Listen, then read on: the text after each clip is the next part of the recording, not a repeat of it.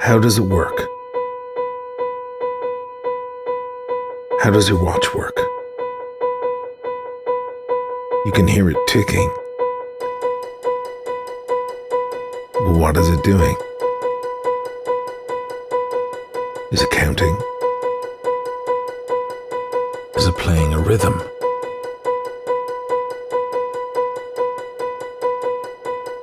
It's actually doing something much more than that. Performing a sort of dance, choreographed by the heavens, based on a principle found everywhere in our universe. A law as old as time itself.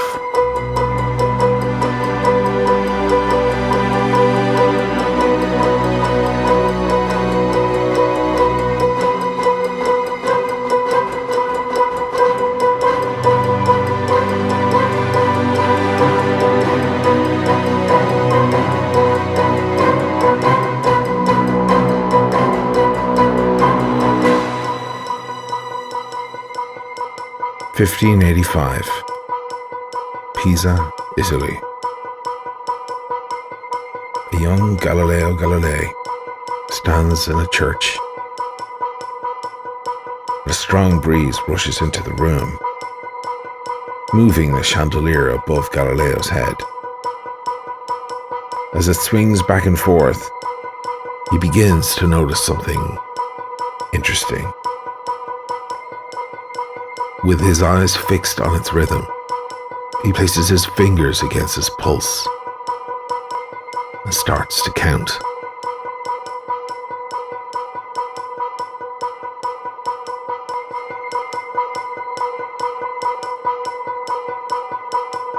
He doesn't know it yet, but he's about to discover something that will change timekeeping and the world forever, and reveal one of the secrets of the gods.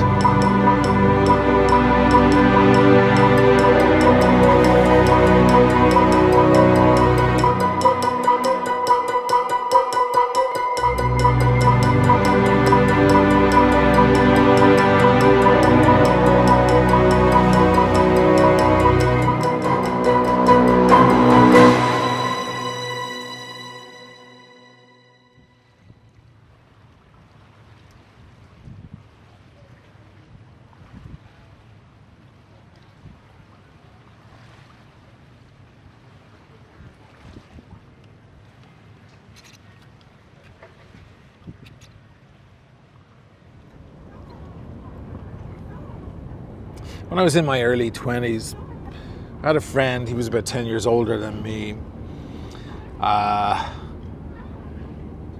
Unlikely buddies, actually. He's American military, and I, of course, rock and roller, artist, whatever. Very different kinds of guys, but somehow we totally clicked, and we were best buddies. I remember he wound up with a little extra money because I think he got tax back or a bonus or something from his job. And he wound up with like 3 or 4 grand extra, burning a hole in his pocket. I remember he said, I'll never forget it. And he was looking at some watch. Told me he was looking at getting a watch. He wanted to pull the trigger on the watch. I was 22 years old. I didn't know what the hell he was talking about. I was like, why would you lust after a watch so much? And why on earth would you spend 4 grand at a watch? And he said, you don't understand. It's not just that it's going to look great, which it will, and it's not just that it tells the time. It's knowing that you have this precision mechanism, this miracle of perfect engineering on your wrist. And that stuck with me.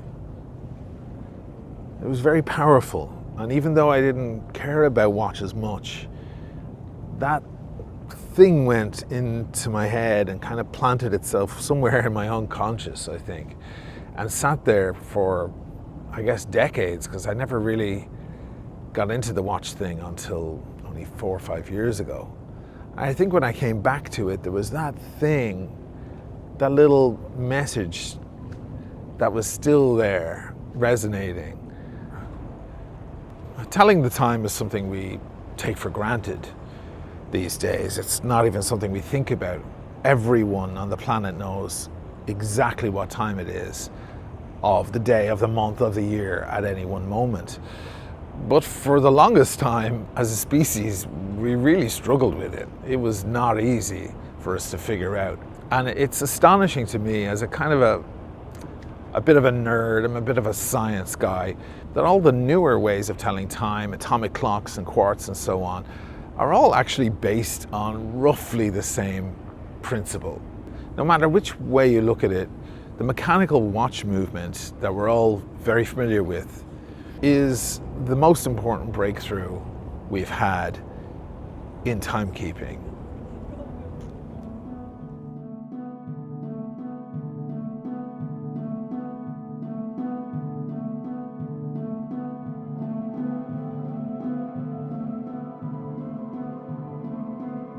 Measuring time as it passes has mystified man. And for centuries, our methods were crude and primitive at best.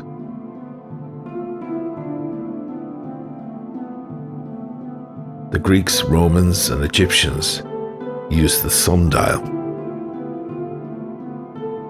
As the sun moves across the sky, it casts a shadow, telling you the hour. But this doesn't work so well on an overcast day. And after the sun sets, you're lost again. But others around the world found their own methods. There was the candle clock, a simple burning of a candle with markers on the side. As the flame moves down past the markers, units of time are counted.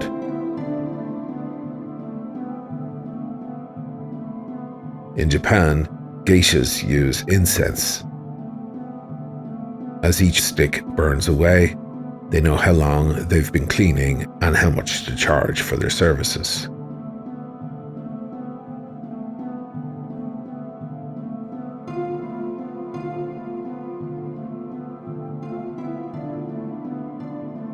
Then came the water clock. Punch a hole at the bottom of a large vase of water, and as it slowly pours out, you can mark the time go by. Not very dependable, seeing as the water pressure lessened as it lowered. But not bad. All these attempts were close approximations and probably did the job at the time. But accurate timekeeping was still miles away.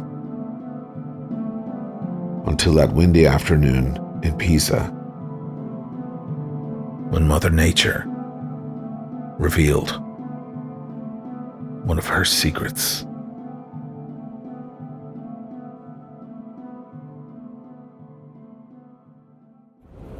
What he saw in that swinging chandelier that day was the simple principle that is the basis of the most important thing in timekeeping even today, isochronism.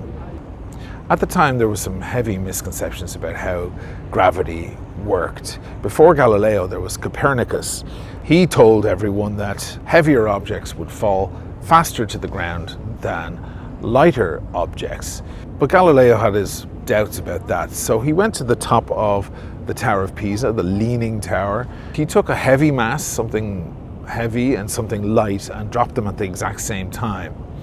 Wouldn't you know it, they both hit the ground at exactly the same moment too. It turns out that objects actually fall at the same speed regardless of their mass. More accurately, they fall at the same rate of acceleration. Ever so slightly different, but pretty much adds up to the same thing. You see, the chandelier was acting as a sort of big, heavy pendulum, swinging through its axis. But Galileo noticed something peculiar about what was happening. It didn't seem to matter how wide the swing was. It was still taking the same time to get from the beginning of its axis out to the other end and back again. So if there was a strong gust of wind that moved the chandelier into a heavy, wide swing, it was taking the same time to go from here to here and back again as it was when it began to slow down and lose momentum and the swing was very slight. He began doing studies with pendulums, swinging them through various different axes, be they very wide or very slight, and it confirmed his suspicions. He even tried it with heavier weights and lighter weights to see if that would speed up or slow down the swing, but it had no effect on it at all, just like dropping the heavy weight and the light weight from the Tower of Pisa that time. The only thing that changed the speed of the period of the swing from one end to the other was the length of the pendulum itself. The longer the rope or string that it was extended from, the longer it would take to swing. The shorter it was, the shorter the period was. That was the only thing that would change it. So I've got a little homemade pendulum I put together here with the weight at the end and the extension cord. Now that is called its natural position, or its resting position, just hanging straight down. If I move it from there, that is known as displacement. And then if I let it go, it will go as far through its natural position on the other side and then back again, of course, as any pendulum would. Now what Galileo observed is that the time it took to get from this side all the way over here and all the way back again was the same regardless of displacement. So if I do a very high displacement here and goes all the way over there, the period of time is the same as if I let it go just from here. It's actually taking the same time to go from A to B and back to A again. The weight also made no difference. This could be a huge bowling ball or a little marble. Makes no difference at all. The period of the pendulum swing remains the same. The only variable that will change anything is the length. The longer it gets, the longer the period. But that will remain consistent even as it loses momentum and eventually is only swinging from here to there. It's still taking the same amount of time. Now, how long does it need to be equals to 1 second, I hear you ask? Well, after much calculation, Galileo figured out that it's about 0.98 of a meter to be equals to 1 second. That is 1 second right there. And that will continue all day long. All it needs is a little shove every now and then, and you've got seconds for eternity. And that length is the reason why grandfather clocks are so tall. They need all that extra room for the 0.98 of a meter pendulum swinging below the clock. But they don't need to be that tall. If you have the length, now you can count half seconds, just twice as many. It's more accurate. Or if you have that length, now you can do quarter seconds. And now we're beginning to approach what a wristwatch does.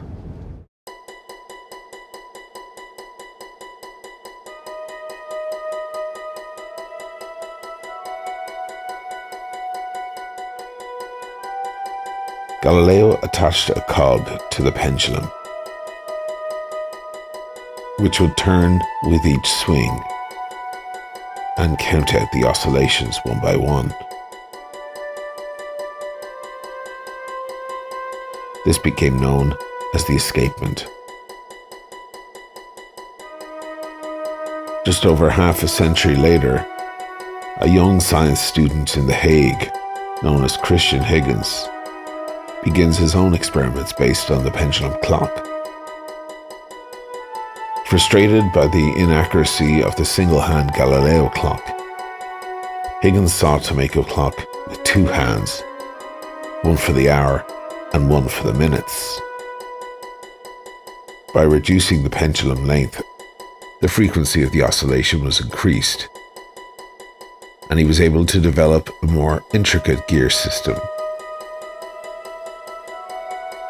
And escapement design improved and varied over the years following.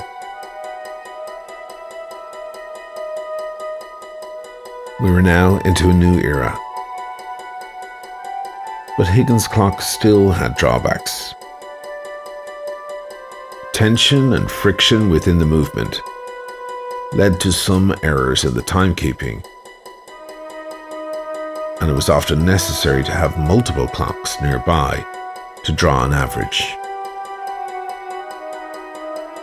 But after a tragic accident at sea where ships had miscalculated their navigation, the British government, offering a handsome reward for the winner, issued the Longitude Act, calling upon scientists around the world to develop an escapement with minimum friction and error that can be brought aboard a vessel and maintain accuracy at sea.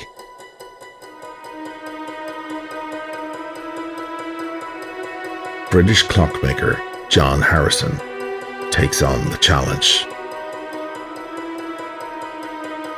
He refines the escapement and movement train in the clock so well, he develops a pendulum clock 50 times more accurate than anything previously built.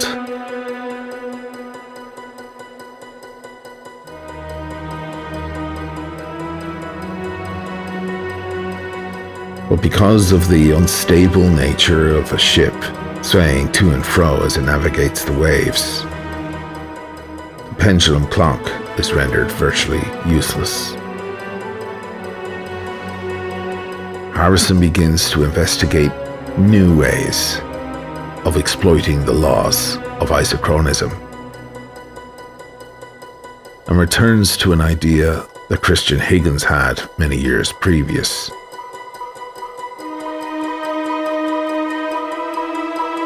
It turns out that the push and pull of a weight against a spring behaves just like the pendulum. Isochronism applies equally.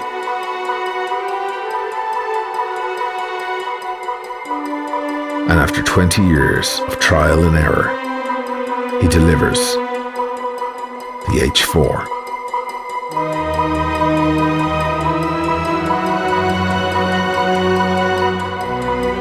The first truly accurate watch that could be brought to sea and unaffected by movement. His clock sets a new world standard with an accuracy of plus or minus 1 second per month. That's more accurate than your most expensive Rolex watch today.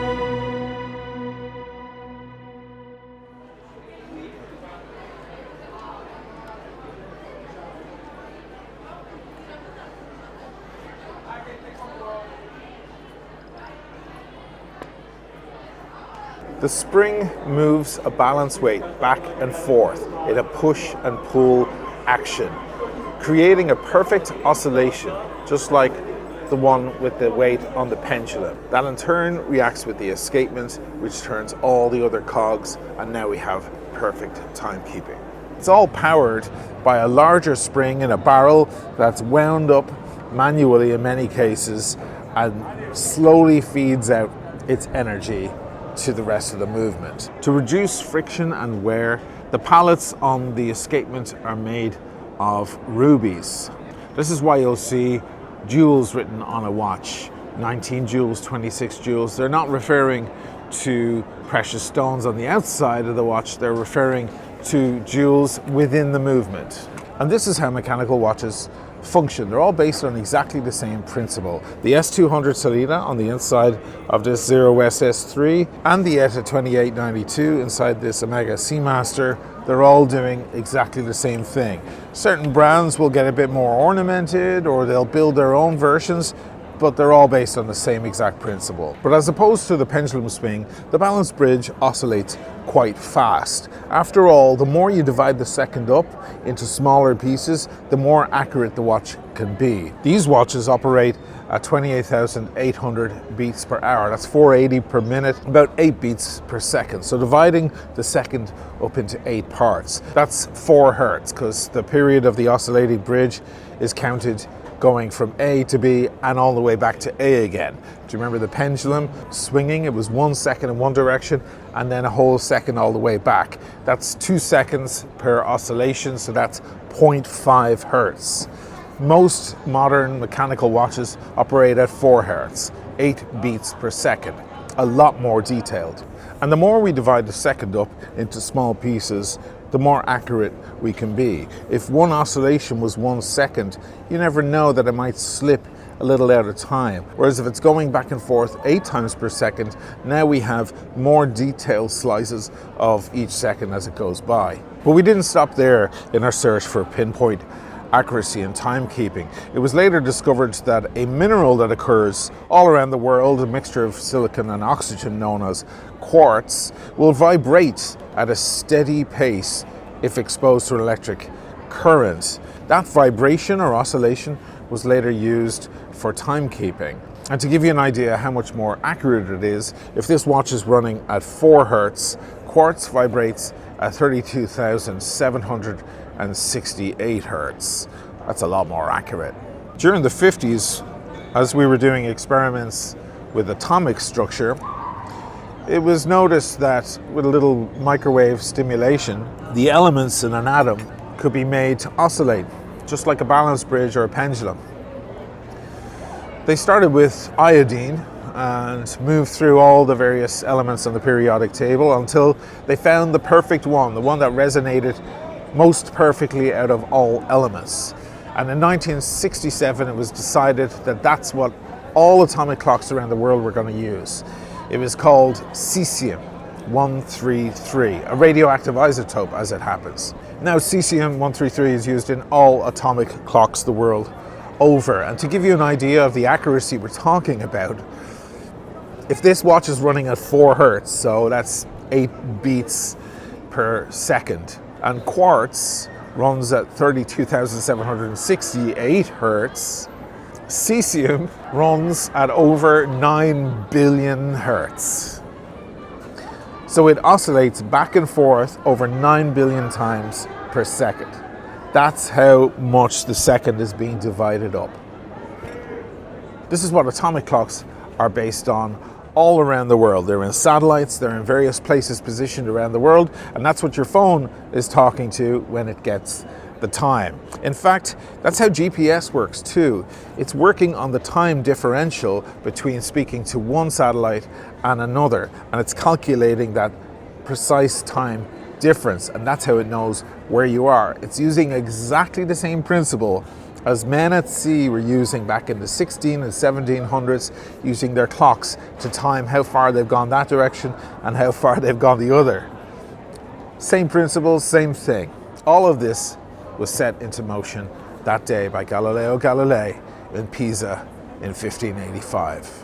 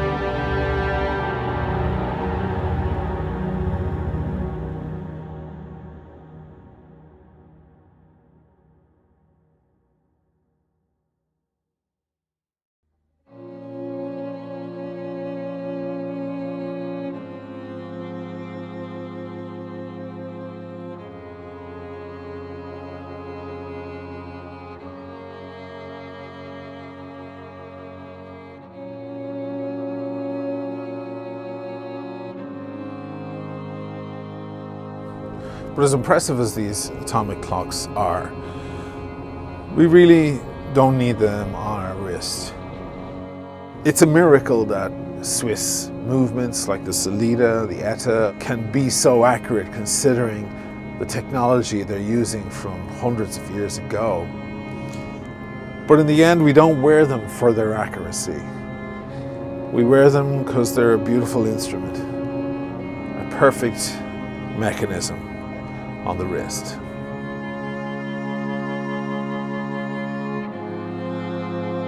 In the end, the key to mapping out time was simple rhythm, back and forth, whether it be a pendulum, a balance bridge and a spring, a piece of quartz, or even an atomic element. Its little dance back and forth was our way of mapping out time and space